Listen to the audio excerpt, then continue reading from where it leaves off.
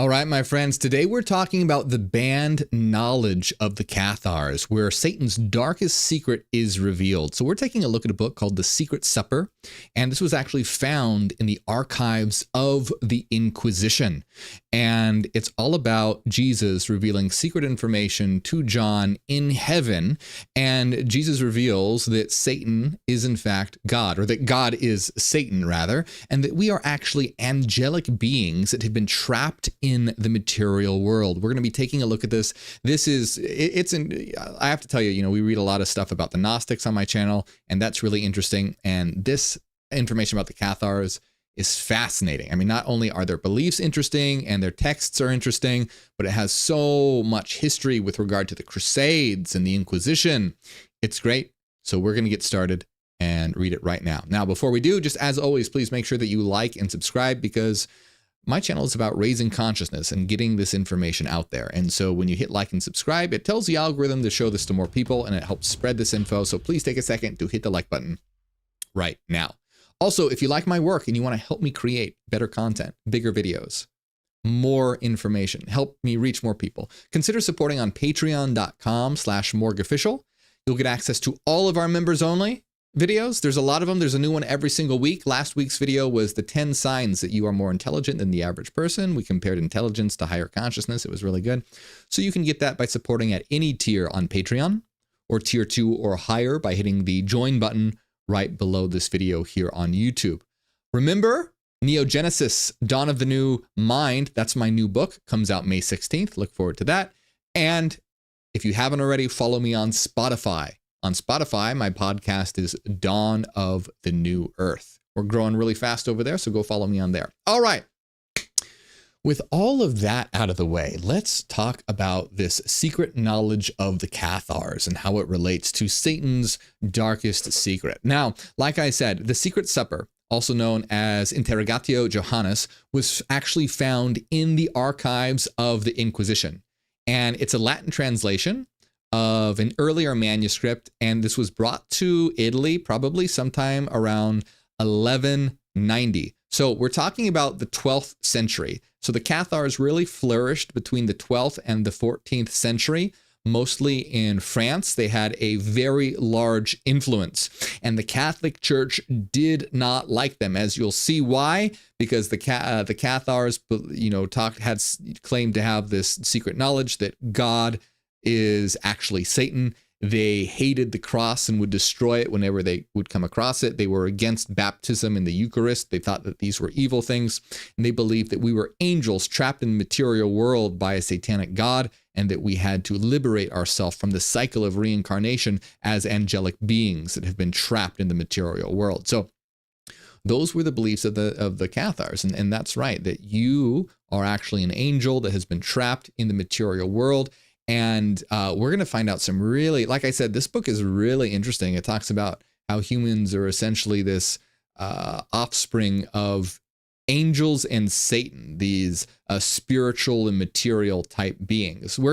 It's really good. I'm really excited to talk about this with you here today. So we're going to actually be reading, like I said, directly from The Secret Supper, or Johannes Interrogatio, or Interrogatio Johannes. And let me bring it up on screen so that you can actually see it here. Let's see. Let me bring it up. Yeah. Here we go. Okay, so you can see it on screen, and I just want to let you know, if you want to read this for yourself, you can read it for free on gnosis.org. Gnosis.org is an amazing website. They have all of the Nag Hammadi Gnostic texts that you can read for free, as well as Cathar texts, which is amazing. Really great resource. You can check them out. So we're taking a look at the Secret Supper. We're going to start right away here. But first, what is the Secret Supper actually about? Like I said, it's about John, who is going into a secret supper in heaven. Now, what I really want to talk about here, we're going to get into it in just a second, but I want to mention the importance of the character John.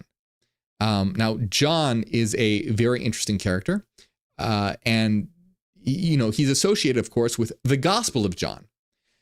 Now, the Gospel of John is obviously in the Bible. It's one of the Gospels, Matthew, Mark, Luke, and John. But John is very different from the other Gospels.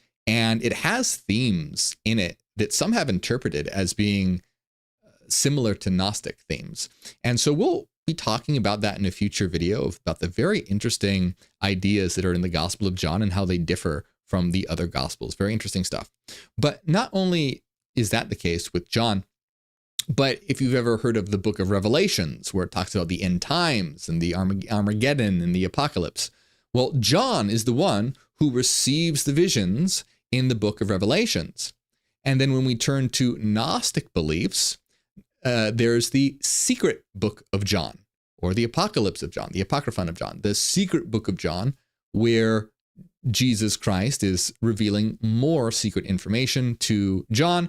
And then, of course, in this cathar text, the secret supper, or Interrogatio Johannes, John is the one who is the main character who Jesus is revealing this information to. So John is a very interesting character in the Bible, associated with revelations, apocalypses, which an apocalypse just means a revealing, visions, and very deep messages that go beyond, some of the other gospels. So John's a very interesting character.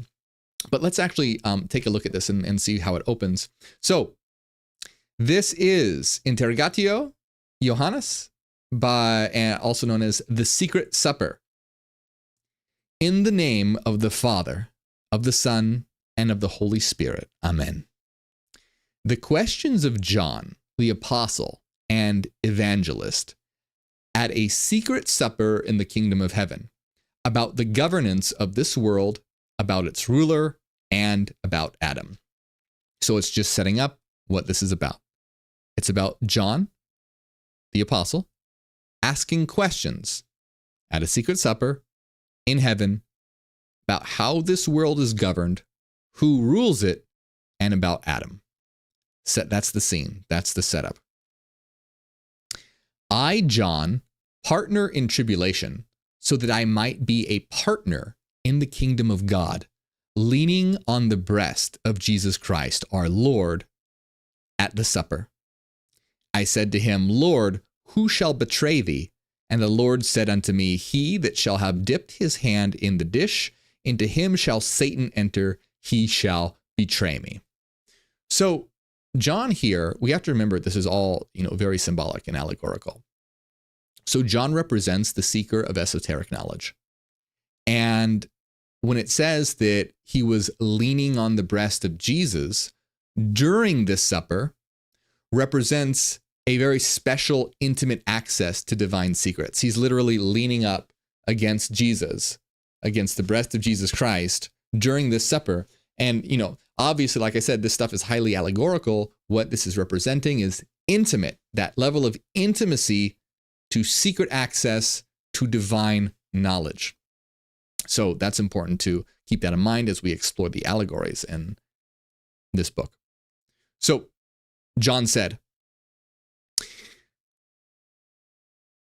and before we go any further, obviously Jesus Christ is the representative of the revealer of mysteries in answering all of John's questions about cosmic and spiritual matters. So that's, you have this, relationship of questions and answers. And John said, Lord, before Satan fell, in what splendor did he attend the Father? He said, among the virtues of heaven and at the throne of the Father invisible, he was regulator of all things and sat with my Father. He, Satan, it was who presided over the virtues of heavens and those who attended on the Father. His power descended from the heavens even unto hell and arose unto the throne of the Father invisible. So one thing that we have to keep in mind here, right? So Jesus is talking about Satan's role in heaven and his relationship to the Father. But we have to remember that the cathars see their cosmology as very different to the Catholic Church. So you'll notice that they say that Jesus refers to as God as the Father invisible.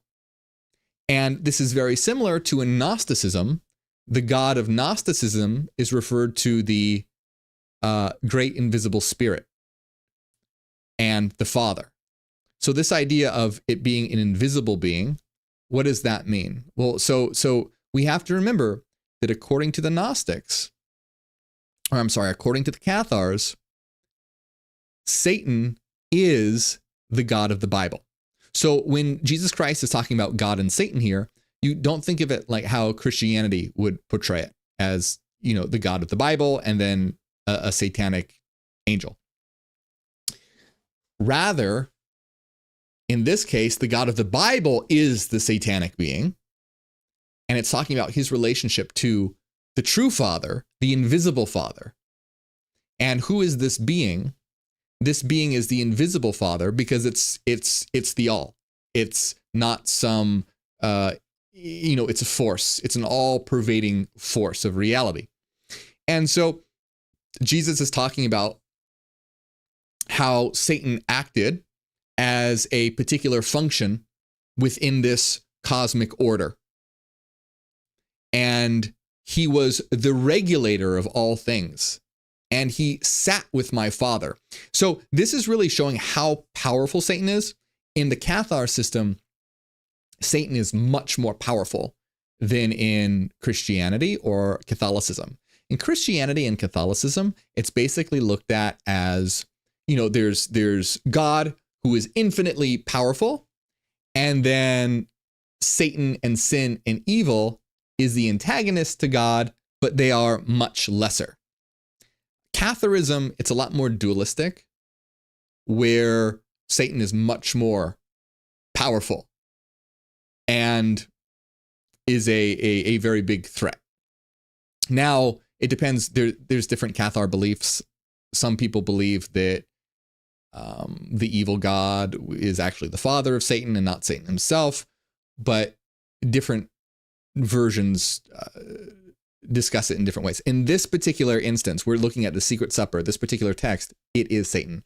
And so once again, remember, when we're talking about Satan, we're talking about the God of the Bible. So it says his power descended from the heavens and even unto hell, and he sat with my Father, showing how powerful Satan was, right? How sitting with his Father. He's very close in power. And he presided over the heavens all the way down into hell and even rose unto the throne of the Father invisible. So they're just really emphasizing the dramatic power that this being has. This Satan, this devil, who, remember, is the God of the Bible. He had wardship of those splendors which were above all the heavens. And he pondered, wishing to place his throne upon the clouds and to be like the Most High. So this is very similar to how Christians believe that Satan fell from heaven, that Satan wanted to be like God, and he had pride, and he had a war in heaven. This is very similar, except remember the Cathars see Satan as being the God of the Bible. So it would be the God of the Bible wanted to be like the true God and wanted to raise his throne or sit on the throne and be the true God, be like the Most High. So Satan wanted to place his throne upon the clouds and be like the Most High. When he had come down to lower air, he descried an angel seated upon the air, to whom he said, "Open to me the portals of the air." These angels opened for him, and passing down, he descried an angel who guarded the waters. Notice the elements coming in here. We have air, now we have water, to whom he said, "Open to me the portals of the water."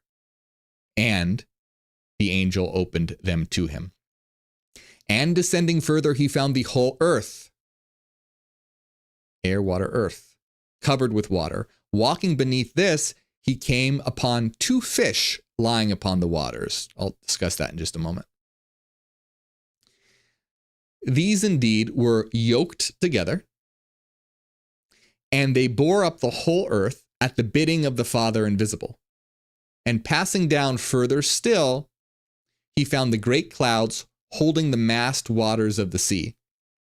And descending lower, he found his hell, which is the Gehenna of fire. So now we have all the elements: air, water, earth, and fire. but he was unable to go lower. He couldn't go further down than hell because of the flame of the fire, which was raging. All right, so a couple things to look at here. Now you see Satan is wanting to be like God. Satan is wanting to be like the Most High. And he is accessing all these material powers, air, water, earth, and fire. And we have this journey of Satan going down through all these cosmic layers, through the layer of air, through the layer of water, then the earth itself, and going so far down into hell, but he couldn't go any further because of the flames. And this is symbolic of his progressive alienation from God. Each layer and the guardian angels represent different aspects of creation over which he initially had authority. But you'll see that he's going to try and use these powers for himself rather than the will of the Father, but for his own will and his own power. And again, I always want to remind you because it's really, we hear about Christianity so much that we think in terms of Christianity. Remember, when we say Satan, we're talking about the God of the Bible. So this is the God of the Bible and all the actions that the God of the Bible took. Oh, about the fish thing, right? That's weird. So you have him go down to the layer of earth and he sees that there are two fish yoked together, connected by a device, and they're holding up the earth. Remember, this is all symbolic, and it's very silly when people take this stuff to be literal. Now, obviously, this is not in the Bible, but if it were in the Bible, you would probably have a lot of people that believe that the earth was on the back of two fish. It's kind of like all the people who are involved in Christianity who believe that there was actually a snake that talked to Adam and Eve, or there was a talking donkey, or Jesus rose from the dead, all those things, right? These are all allegories. These are all metaphors. And so the two fish supporting the earth is a metaphor. And what is it? Well, it's always open to interpretation, but what it very likely represents is cosmic balance and order. You have these two fish, that are holding up the earth, and this is supporting the earth. So this likely represents balance, order, something that Satan will intend or aim to disrupt. Okay? So we have Satan wanting to be like the Most High God. We have Satan exploring all these elements, air, earth, wind, and fire. And then Satan retraced his path, filling himself with evil plots.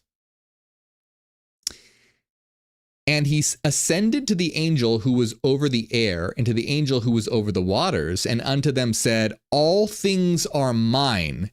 If you hearken to me, I will place my throne over the clouds, and I will be like the Most High. So now you see what he's doing here is he's going to all these guardian angels, all these angels who are the angels that guard the waters, that guard the air. He went to the angels of the air, the angel of the waters, and he said, if everything is mine, and if you join me, I will place my throne over the clouds and be like the Most High. I will bear the waters up above this firmament, and I will gather the other waters into wide seas. After that, there shall not be water upon the face of the whole earth, and I shall reign with you forever and ever. Thus he spoke to the angels. So he's trying to convince the angels to join him and reign with him.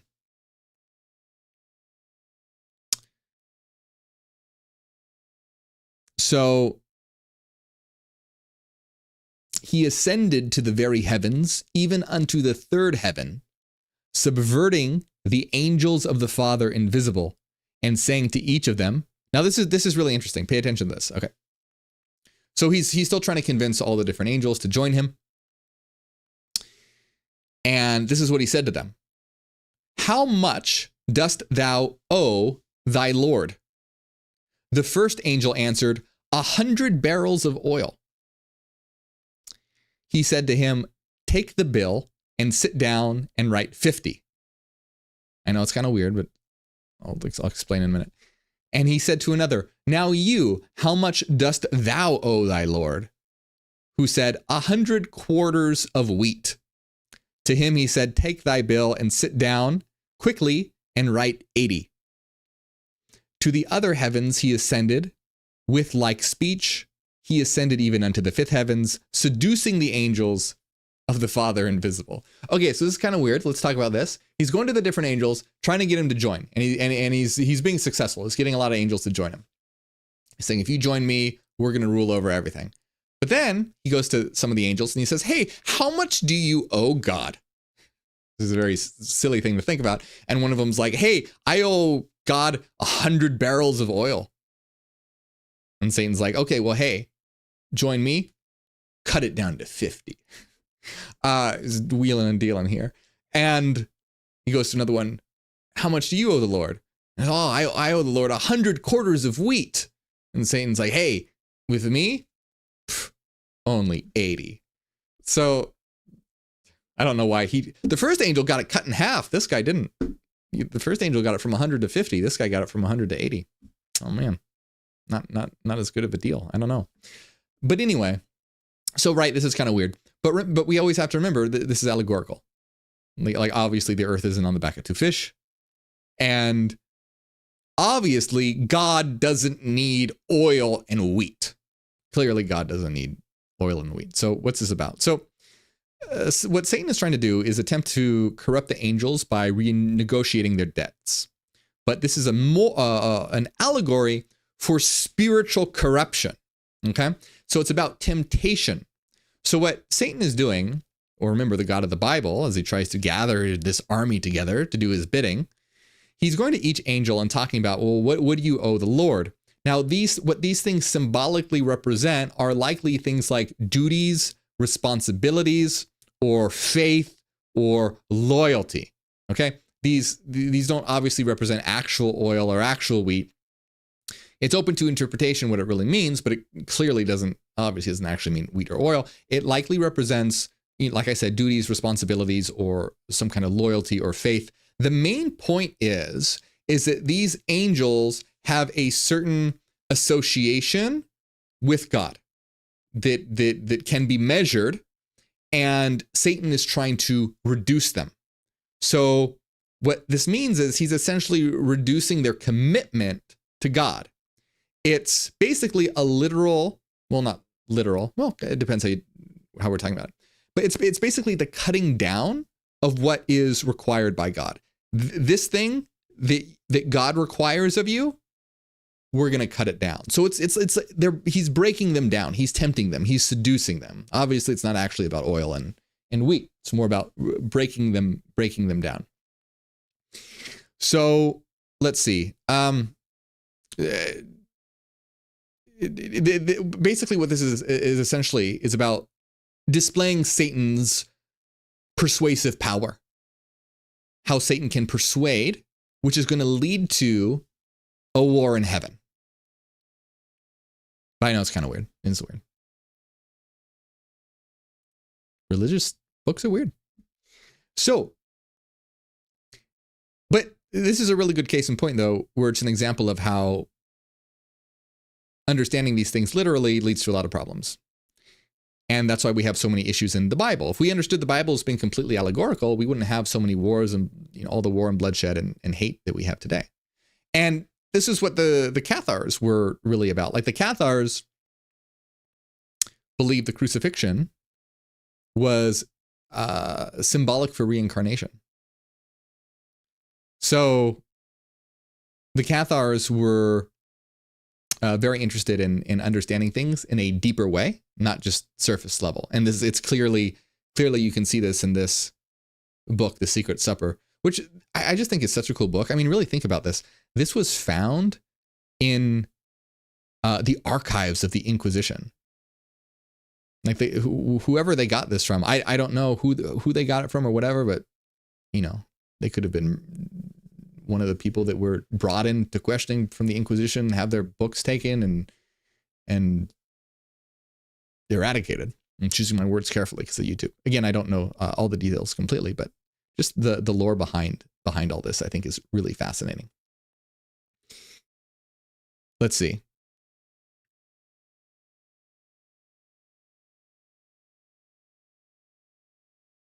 So Satan is going around seducing all the angels, getting them to join him. And a voice came from the throne of the Father saying, "What dost thou, O thou devoid of hope, subverting the angels of the Father? Contriver of sin, do quickly what thou hast planned." Then the Father, so obviously God the Father, the invisible one, is not very happy about this and say, "Hey, what are you doing trying to seduce all these angels and subvert them? You sinful being, whatever you're planning, do it quickly." Then the Father bade his angels take from all the angels who hearkened to him the garments, the thrones, and the crowns. And these angels took the vestments, the thrones, and the crowns from all the angels who hearkened to him. So you have this voice coming down from the throne of the Father invisible, and this stripping away of garments, thrones, and crowns from the rebellious angels signifies this divine judgment and the reassertion of cosmic order. Essentially, I mean, it's kind of obvious. The rebellious angels are being stripped of their status and power. They're saying, "Hey, you are not part of our cosmic order anymore. We are stripping you of your status, stripping you of your power. You have joined the evil one," which, as remember, is the God of the Bible. And once again, so now we're talking about John again. So John is listening to all this. And once again, I, John, questioned the Lord, saying, "Well, when Satan fell, where did he dwell? Where did he live?" In answer, Jesus said to me, "Because of his self-exaltation, my Father decreed his transformation." So once again, remember here that Jesus Christ is considered the Son of the Father invisible, not the Son of the God of the Bible, who is Satan. And Jesus is saying, because Satan, the God of the Bible, glorified himself so much, my Father made a decree. And made a decree withdrawing from him the light of his glory. The face of Satan was like an iron glowing from the fire, and the whole aspect of his countenance was like that of a man. So basically, Satan transformed. His appearance transformed. And he transformed into a figure with a glowing iron face. And this is just reflecting his like reduced status and torment.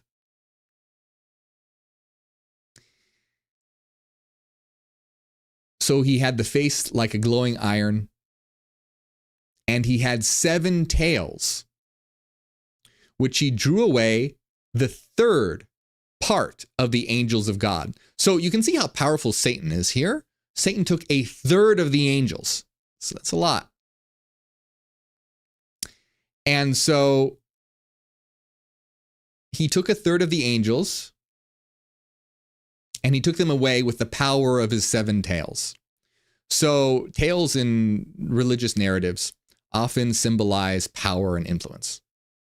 And the number 7 is really important in religious contexts, especially in the Bible. In the Bible, the number 7 usually represents completeness or perfection. It's the best. Of all the numbers, it's the best number. It's the complete number. It's perfection. By the way, that's why Christianity tends to look at the number 6 as being evil, 666, because it's imperfect. It represents imperfection. But anyway, we have the devil, Satan, who is the God of the Bible, associated with the number 7, not the number 6, the number 7, a very powerful number. So this use of 7 is talking about how powerful and serious the nature of Satan is, and his rebellion, and how he is able to use that power to seduce the angels. And it's important to see here that there's a clear distinction between the realm of the good and the heavenly and the evil and Satan in his domain. And this is really central to what the Cathars believed, which, like I said earlier, is very different from the Catholic view of a more singular reality. So the Catholic view, like I said before, but just to reiterate, you have God, and then Satan is a lesser being. Satan and evil is a lesser being. This is more of a battle of two forces that are more on par with each other. Of course, God is ultimately stronger, but Satan is clearly very strong, and there's this dualistic conflict between the two. So that dualism is central to Catharism.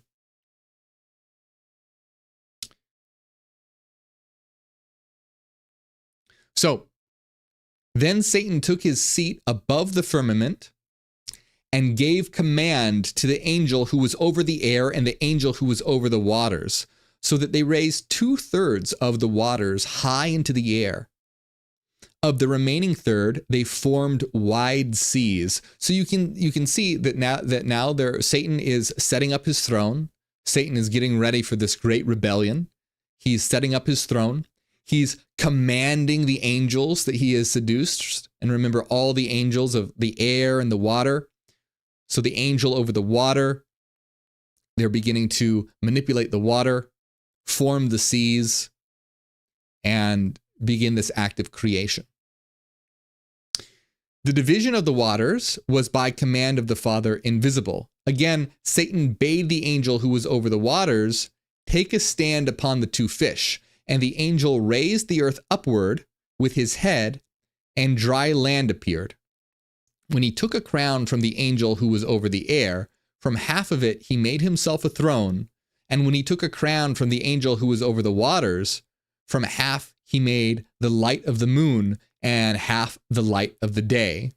From precious stones he made fire, and from fire he made all the hosts of heaven and the stars, and from them he made angels, his ministering spirits, according to the plan of the governor most high. He also made thunder, rain, hail, and snow, and over these he set his ministering angels. Okay, so this is really interesting. Obviously, what's happening here is that Satan is, symbolically taking all the, he has these angels working for him, but he's also taking parts of their crowns and subsuming their power. And so he's like subsuming, absorbing the power of these angels, getting their creative forces, and he's beginning to create the host of the heavens. He's creating angels. He's creating stars. He's creating not yet so much what's associated with the earth, but more of the heavenly things that he's creating, the stars and angels, etc. Now, I have to say, before I go any further, I forgot, I accidentally skipped one line. Okay. A few lines actually. Okay, so let me go back a little bit. I forgot to read this part, and this is really important. So before Satan starts creating things, we talked about how he seduced all the angels, and he took 1/3 of them with him, and his power, and that was actively in the realm of the Most High God, where he was doing this. So what happened when he did this? Okay. He stole 1/3 of the angels. Clearly, the Father invisible is not happy. What happened? It says he was cast out from before the throne of God and from the stewardship of heaven.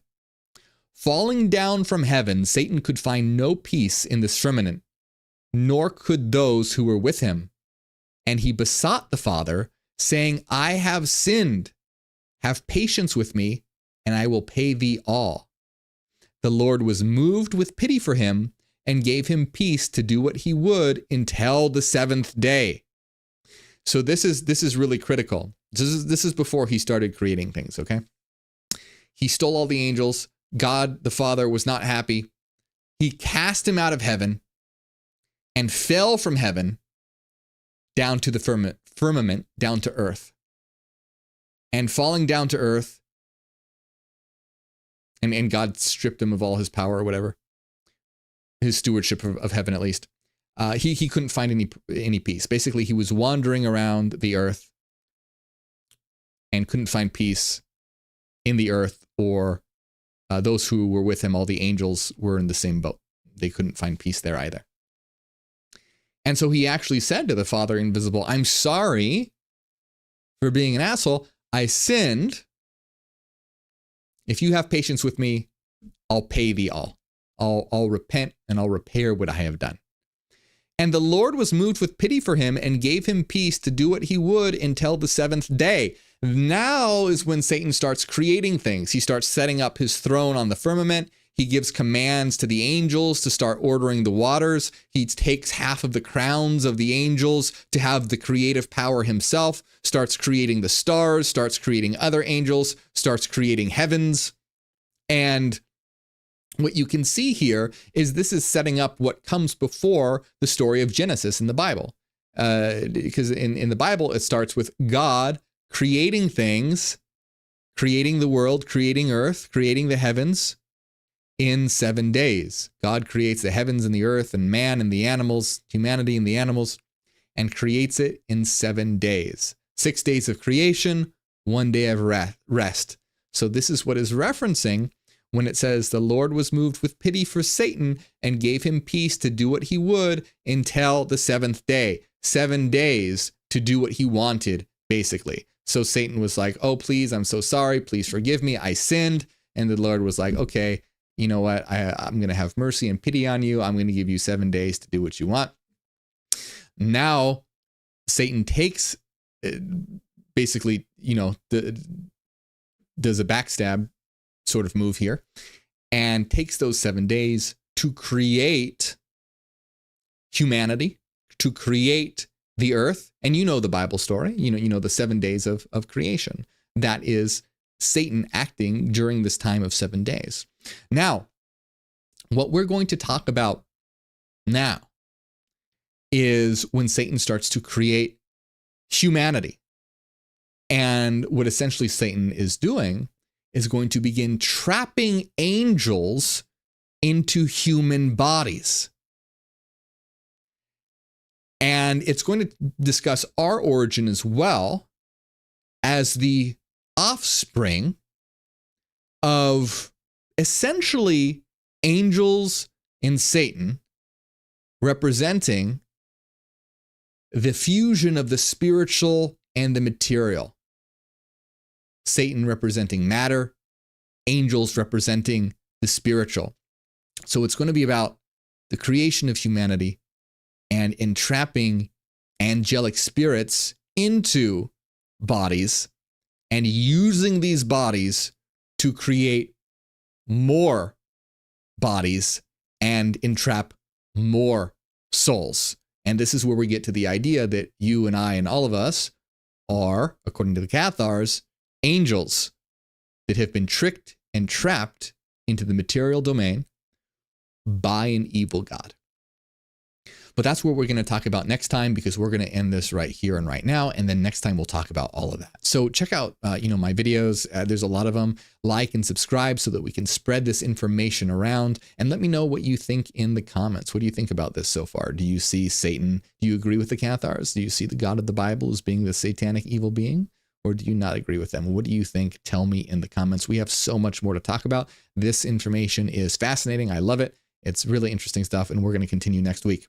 As always, like and subscribe, like I said, and if you enjoy my work, support over on patreon.com/MorgueOfficial. You'll get access to all of our members-only videos, and you can also access that by hitting join right below this video at tier 2 or higher. So any tier on Patreon or tier 2 or higher on YouTube. And remember to follow me on Spotify, Dawn of the New Earth. You can find all these videos there available for you to watch. All right, my friends, thank you so much. I want to give a big shout out to everyone who supports. I really appreciate you guys. Thank you so much. Big shout out to Renaissance Fairy, Cassidy, Angela, the Halloween Mom, DB, Fashida, Nusalina, Eric, Christopher Smith, Joel, Luke, Thomas, and Ryan. Everyone else.